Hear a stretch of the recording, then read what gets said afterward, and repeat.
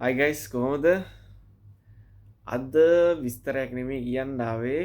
ඔයගොල්ලන් හැමෝම දන්නවා ශ්‍රී Lankan Indian one day match එක යනවා ගාල්ලේ. ඉතින් අද තත්ත්වේ නම් බරපතලයි. විකට් දෙකක්ද කොහෙදෝ ලකුණු 282යි. ඉතින් හෙට දවසක් තියෙනවා. ඊට පස්සේ ඒගොල්ලෝ හෙට දවස් ඇතුළට අපේ කට්ටිය විකට් හතරක් පහක් හයක්වත් දාගත්තොත් ලකුණු 100ක් 150ක් වගේ ඇතුළට තත්ත්වය හොඳයි සුබදායකයි. නැත්තම් තත්ත්වය භයානකයි.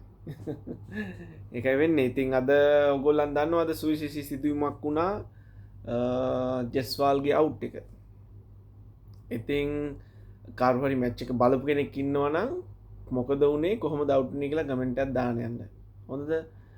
ඉතින් අද තරගේ දිහා බලනවා නම් පොඩ්ඩක් අපේ කඩුළු ගැනීම නම් චුට්ටක් අසීරුයි. කියන්නේ පොඩ්ඩක් අඩාලව තිබ්බේ.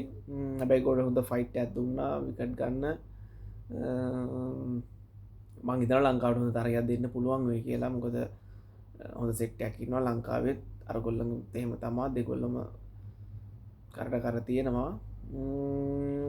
අපි තව චුට්ටක් බෝලිං ඇටැක් එක තව චුට්ටක් මේ වෙලා තිබ්බනම් පොඩ්ඩක් හොඳයි. අර සිත පෙරාන්දුවේ යනම් අවසානට කොහමද අර විකට් එකක් ගත්තා ඕනෝ විකට් එක. ජෙස්වල් එක නම් ඒක නම් ඔයගොල්ලන් කමෙන්ට් එකක් දාන්න යන්න කොහොමද ගත්තේ කියලා හොඳද? මං කියන්නේ කමෙන්ට් එකක් දාගෙන යන්න කොහොමද? මොකද මැච් එක බැලුවා නම් මැච් පිස්සෙන් නම් දන්නවා විස්තරේ මොකද උනේ කියලා.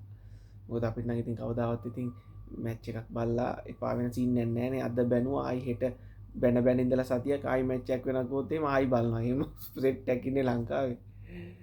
ඉතින් යාළුවනේ ඔක තමයි විස්තරේ. බලමු ලංකාව හෙට දවස ඇතුළට කොහොමද ක්‍රීඩා කරන්න කියලා. ඒකත් එක්ක හැමෝම සුබ බදන්න ප්‍රාර්ථනා කරන්න ලංකාව ජයග්‍රහණය කරයි කියලා. ඉතින් ක්‍රිකට් පිස්සෝ අපි හම්බෙමු අලුත් වීඩියෝ එකකින් එහෙනම් හෙට දවසේ ලකුණු පුවරුවත් එක්ක පොඩි අප්ඩේට් එකක් ගේන්නම්. අදට එහෙනම් සමු ගන්නවා. ලයික් කරලා නැත්නම් කමෙන්ට් කරන්න, ලයික් කරන්න, සබ්ස්ක්‍රයිබ් කරන්න.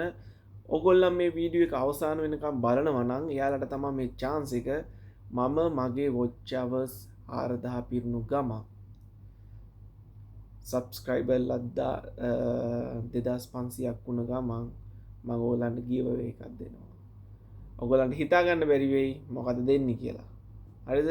එහෙනම් කට්ටිය ඔක්කොම එකත් මතක තියාගෙන පැටි කරගෙන යන් සබ්ස්ක්‍රයිබ් කරලා ලයික් කරලා කමෙන්ට් කරලා ෂෙයා කරලා තියාගන්න.